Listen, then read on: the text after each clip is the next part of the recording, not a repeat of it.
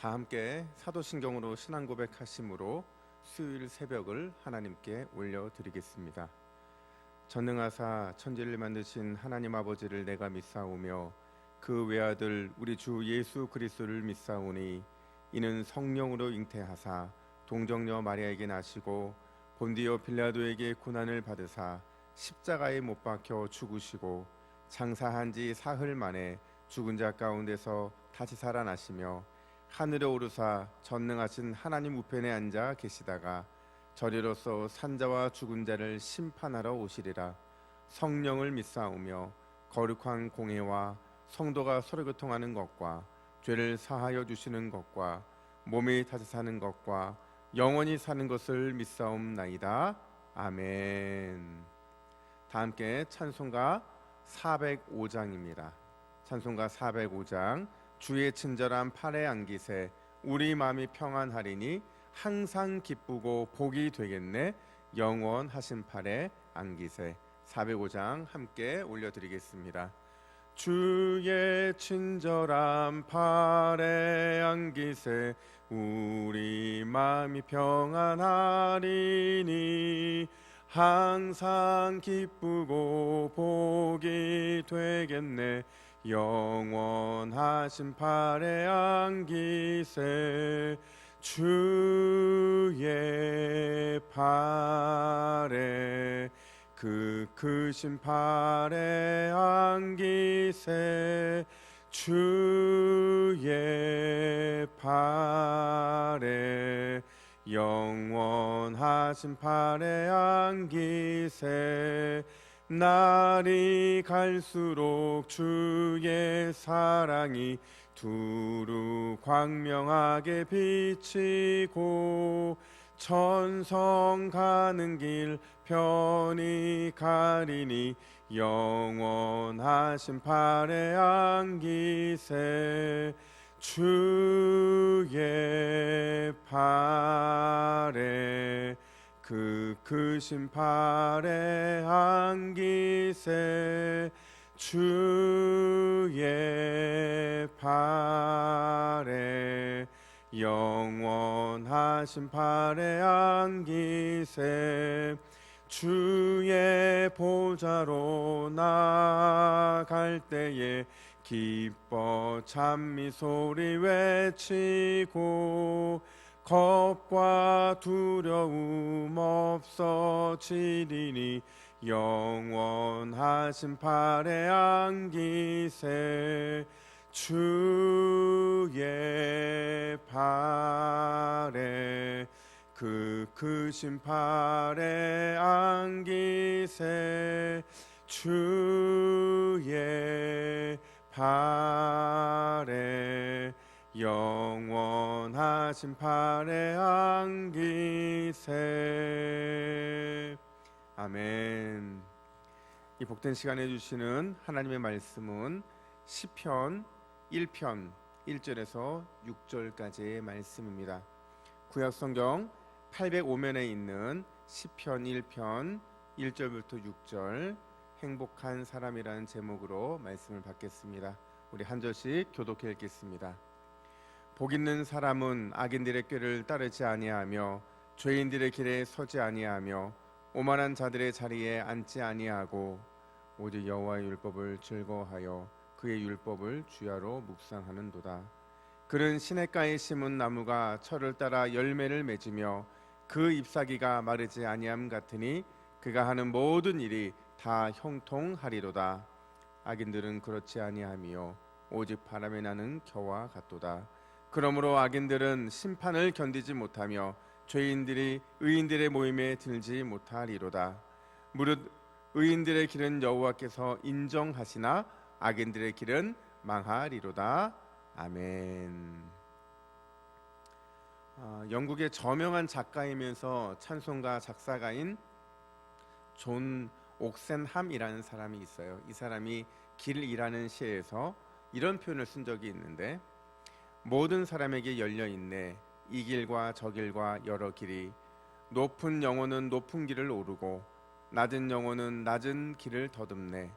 그 사이의 안개가 자욱한 들판에서 나머지 사람들은 이리저리 방황하네. 그러나 누구에게나 열려 있네. 하나의 높은 길과 낮은 길이 모두가 각자 결단해야 하리. 자기의 영혼이 갈 길을.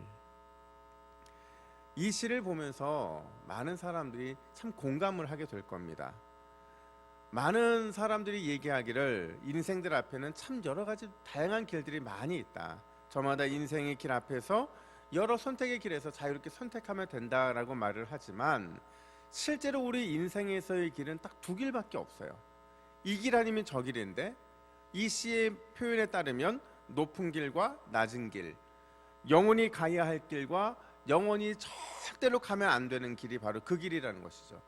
그리고 그 길의 끝에는 무엇이 있냐면 결말 역시도 구원의 길과 파멸의 길로 이렇게 나눌 수밖에 없다라는 겁니다. 오늘 우리가 살펴볼 시편 1편 역시도 동일한 이야기를 하고 있어요. 시편 1편은 시편 전체를 여는 하나의 창이면서 또 하나의 열쇠라고 말할 수가 있는데 그 핵심 키워드가 복 또는 행복이에요. 바꿔 말하면 어떤 사람이 복을 받는가 하는 것이 시편 전체의 어떤 주제라고 말할 수 있는 것이죠. 특별히 오늘 본문의 초점은 복을 받는 의인과 그렇지 못한 악인을 철저하게 구분해 놓습니다. 특별히 1절부터 3절에 보면 복을 받을 의인의 특징을 설명해 주고 있고 또 4절부터 6절까지는 복을 받지 못하는 악인의 특징을 아주 적나라하게 보여주고 있다는 거죠. 어떤 사람이 복을 받고 또 어떤 사람이 복을 받지 못합니까? 첫 번째로 오늘 시인은 의인과 악인의 차이를 분명하게 구분 지으면서 그 차이에 바로 그 태도가 있다 이렇게 말을 하고 있어요. 뭐에 대한 태도냐? 말씀. 그 당시 사람들 입장에서는 토라죠. 토라에 대한 태도가 악인과 의인을 분명하게 구분 짓는다 이렇게 말을 하고 있는 거예요. 2절을 볼까요? 오직 여호와의 율법을 즐거워하여 그의 율법을 주야로 묵상하는 도다. 누구의 태도입니까? 말씀을 대하는 의인들이 갖고 있는 태도라고 말할 수가 있어요. 그러니까 의인들은 하나님의 말씀을 즐거워하죠. 그리고 그 속에서 늘 주야로 그 말씀을 묵상하는 것을 인생 최고의 가치로 행복해 한다라는 거예요. 한마디로 말하자면 말씀의 생활하죠. 이걸 또 다른 말로 표현하면 생활 신앙인이 된다는 것을 말하고 있는 거예요. 하지만 반면에 악인들은 말씀에 대해서 어떤 태도를 보이느냐? 4절 보니까 악인들은 그렇지 아니하며 오직 바람에 나는 겨와 같도다 이렇게 말하고 있어요. 악인들은 겨와 같대요. 여러분 겨라는 단어에 주목하셔야 되는데 겨는 가볍고 무익하고 텅 빈 껍데기 같은 존재의 특징을 보여주고 있는 겁니다.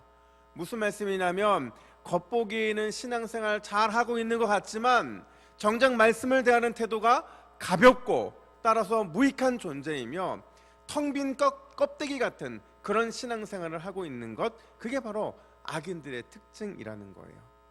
제가 오늘 말씀을 준비하면서 한 25년 전에 읽었던 책 같은데 유진 피터슨 목사님이 쓰신 껍데기 목회자는 가라라는 책이 있어요. 이 책에 보면 목회자가 겉으로 보기에는 그럴싸한 사람일지도 모르겠지만 진짜 목회자가 맞는지를 확인하려면 그 껍데기를 벗겨보면 알곡인지 껍데기인지를 알 수 있다는 거예요. 근데 무엇으로 그걸 벗겨보느냐? 말씀을 대하는 태도를 보면 알 수 있다는 거죠. 껍데기 목회자는 말씀을 대하는 태도가 형편없다는 거예요. 하지만 진짜 알곡 목회자 같은 경우는 진짜 그 말씀을 인생의 최고의 가치를 둔다는 거죠. 그러면서 예수님을 최고의 스승으로 인정하면서 그분이 말씀하신 말씀의 길을 따라가는 것, 그 권위를 인정하는 것이 진짜 목회자다운 목회자의 모습이라는 거죠. 여러분 목회자만 그렇습니까? 성도들 역시 마찬가지예요. 껍데기 성도는 가라라는 제목으로 책을 낸다고 한다면 그 책의 핵심은 우리가 성도라고 한다면 거룩한 하나님의 백성이라면 말씀이 지시하는 그 길을 향해 나아가야만 한다는 거죠. 말씀에 가라 하면 가고 말씀에 가지 말라고 하면 완전히 멈출 수 있는 말씀의 권위를 인정할 수 있는 사람, 그 사람이 바로 진정한 알곡 성도가 될 수 있다는 거예요. 그런 의미에서 우리는 항상 하나님의 말씀이 그 기준이 되어야 한다는 것이죠. 여러분, 말씀에 대한 분명의 태도를 가져야 되는 줄로 믿습니다. 말씀이 삶을 통해 드러날 수 있도록 우리가 늘 잊으면 안 되는 질문 한 가지, 예수님이라면 어떻게 하셨을까? 이 질문을 매 순간마다 던져보는 거예요. 이게 오늘 하루, 내일, 또 1년, 10년, 20년 반복해서 이 질문이 내 삶을 지배하게 될 때 우리는 성령 충만한 삶을 살아갈 수밖에 없는 것이거든요. 여러분, 예수님이라면 어떻게 하셨을까? 이 고민을 통해서 주님으로부터 너희는 참 의인이다 라는 칭찬받는, 그리고 복 있는 사람으로 인정받고 진정한 행복을 누릴 수 있는 저 여러분 되기를 예수님의 이름으로 축복합니다. 뿐만 아니라 두 번째로, 시인은 의인과 악인의 차이가 그 끝을 보면 알 수 있다, 그 열매를 보면, 결말을 보면 알 수 있다, 이렇게 말하고 있어요. 여러분, 하나님이 인정하시는 의인에게는 아주 중요한 공통점이 있는데 그건 바로 초지일관의 자세라는 거예요. 1절을 볼까요? 1절을 보면 세 개의 부정적인 동사가 의인의 삶의 과정을 너무 잘 설명해 주고 있는데, 따르지 않는다, 서지 않는다, 앉지 않는다 하는 거예요. 뭐를? 악인의 길을 따르지 않고, 악인의 길에 서지도 않고, 악인의 길에 앉지도 않는다. 그런 사람이, 이 초지일관 자세를 가진 사람만이 그 열매와 결말이 좋을 수밖에 없다는 거예요. 왜냐하면 이건, 신앙은 의지적인 결단이거든요. 은혜가 내게 임해서 내 안에 성령께서 거주하시고 나로 하여금 구원의 은혜 가운데 나아가게 하지만, 매 삶 속에서 우리가 싸워야 되는 것, 바로 이런 의지적인 결단과 싸워야 되는 거거든요. 우리 인생의 욕망이 원하는 대로 따라가지 않고 하나님이 원하는 방향으로 따라가기 위해서는 의지적으로 결단을 해야 돼요. 그러면 그 결단을 통해 성령님께서 좋은 열매를 맺을 수 있도록 우리를 이끌어 가시는 거거든요. 그리고 결국 이 마지막 결론은 뭐냐? 의인에게 부어주시는 충만한 열매가 우리의 삶 가운데 너무나도 넘치도록, 또 넘치도록 나타나게 된다라는 거죠. 3절 말씀 보세요. 그는 시냇가에 심은 나무가 철을 따라 열매를 맺으며 그 잎사귀가 마르지 아니함 같으니 그가 하는 모든 일이 다 형통하리로다. 아멘.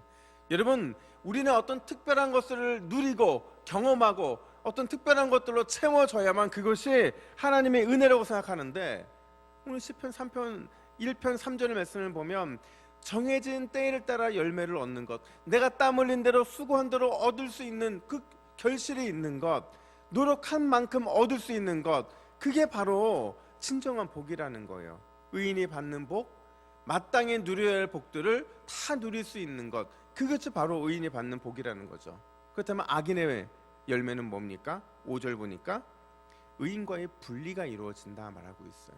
이 단절과 분리는 법정적인 의미인데, 한마디로 말하자면 의인들이 누리는 복과 기쁨을 전혀 맛볼 수 없다는 것을 의미하는 겁니다. 심지어 6절을 보니까 그 끝 역시도 악인들은 멸망당하고 만다, 이렇게 말을 하고 있어요. 제가 재미있는 글을 본 적이 있는데, 프랑스의 한 마을에는요, 좋은 포도주를 생산하기 위해서 포도나무를 심을 때 일부러 좋지 않은 땅에 심는다고 해요. 사람들이 물었대요.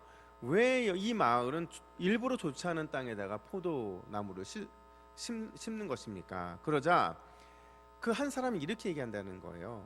왜냐하면 물론 포도나무를 좋은 땅에 심으면 빨리 소출을 거둘 수 있고 좋은 열매들을 많이 얻을 수 있다고 생각하지만, 뿌리를 깊게 내리지 않아서 땅 거죽에 좋지 못한 이런 오염된 물들을 많이 흡수하기 때문에 그 품질이 곧 떨어질 수밖에 없다는 거예요. 그런데 포도나무를 척박한 땅에 심으면 빨리 자라지는 못해도 땅 속에 뿌리를 깊게 내리기 때문에 품질이 뛰어난 포도를 얻게 된다는 거죠. 사랑하는 동북의 믿음의 동역자 여러분, 신앙의 열매도 마찬가지입니다. 보기에는 의인의 길이 형통하고 더 좋아 보여도 결국에는 악인의 길은 저질 포도 맺을 수밖에 없다는 거예요. 그러나 끝까지 믿음으로 의인의 길, 말씀의 길을 따라가다 보면 보기에는 좋지 못해도 또 더디가는 것 같지만 결국 하나님의 형통케 하심들을 경험하게 될 거라는 거예요. 여러분, 보기에 좋은 악인의 길을 가겠습니까? 잠깐은 어려운 길이지만 종국에는 좋은 길인 의인의 길을 가시겠습니까? 오늘 하루 하나님이 정하신 방향을 따라 걷고 서고 앉는 삶을 통해서 의인의 길을 온전히 살아내는 저와 여러분 되기를 예수님의 이름으로 축복합니다. 함께 기도하겠습니다. 하나님 아버지, 의인의 길은 좁고 협소하지만 반드시 그 길은 주님과 함께 가는 길이며 그 열매는 너무나도 풍성할 줄로 믿습니다. 눈에 보기에 좋은 것도 선택하지 않도록 오늘 하루도 우리의 마음과 생각을 주장하여 주시고 오직 의인의 길에 감으로 인하여서 그 길에 하나님이 정하신 방향을 따라 걷고 서고 또 앉는 삶을 통하여 우리의 삶이 주 안에 있음을 보게 하여 주시옵소서. 감사드리며 예수님의 이름으로 기도하옵나이다. 아멘.